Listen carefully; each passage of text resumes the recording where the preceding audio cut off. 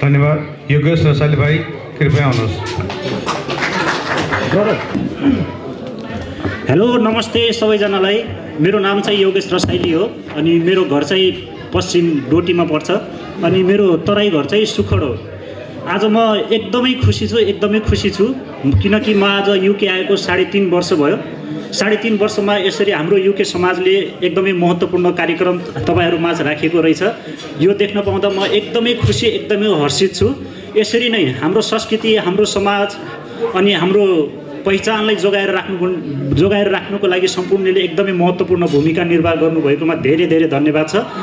यो समाज अनि यो जुन छ नि हाम्रो संस्कृति यसलाई यसरी नै जोगाएर राख्नुपर्ने छ। हामीले कुनै दिन कुनै बखतमा हाम्रो सुदूरपश्चिम अथवा पश्चिमीलाई एक किसिमको इन्टरनेसनल ब्रान्ड वेमा लिएर जान सक्नुपर्छ भन्ने मेरो धारणा छ। मलाई विश्वास छ तपाईहरु युकेवासी जसले चाहिँ लामो समयसम्म यो युकेमा बसेर ठूलो योगदान दिनुभएको छ। यसको लागि म धेरै धेरै धन्यवाद दिन चाहन्छु। त्यसैगरी म भूमिका नमागिकन मैले एउटा सानो कविता लेखेको छु। कविताको शीर्षकको नाम रहेको छ नारी। किनकि हाम्रो नेपाली समाजमा नारीहरूलाई अझै पूर्ण रूपमा अधिकार दिएको छैन।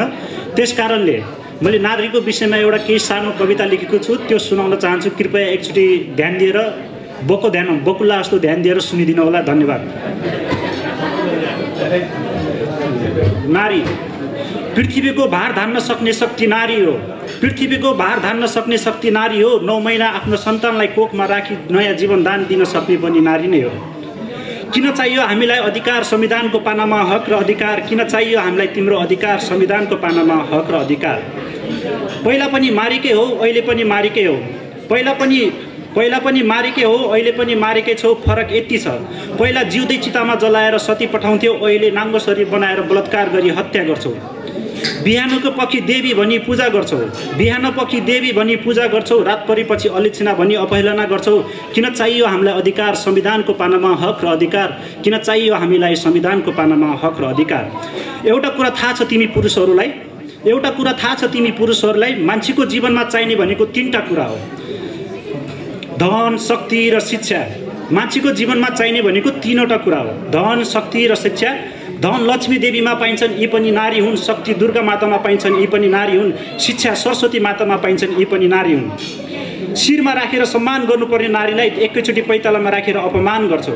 शिरमा राखेर सम्मान गर्नुपर्ने नारीलाई एकैचोटि पैतालामा राखेर अपमान गर्छौ। अनि त्यसपछि प्रगतिको आश गर्छौ। थुक्क तिमीहरूलाई। किन चाहियो अधिकार संविधानको पानामा हक र अधिकार? किन चाहियो हामीलाई अधिकार संविधानको पानामा हक र अधिकार? सिंगै देशको नाम नेपाल आमा हो। सिंगै देशको नाम नेपाल आमा हो। आमा पनि नारी हो। किन चाहियो हामीलाई अधिकार संविधानको पानामा हक र अधिकार? किन चाहियो हामीलाई अधिकार संविधानको पानामा हक र अधिकार? एकचोटि जय नारी भन्नुहोस्। Thank you.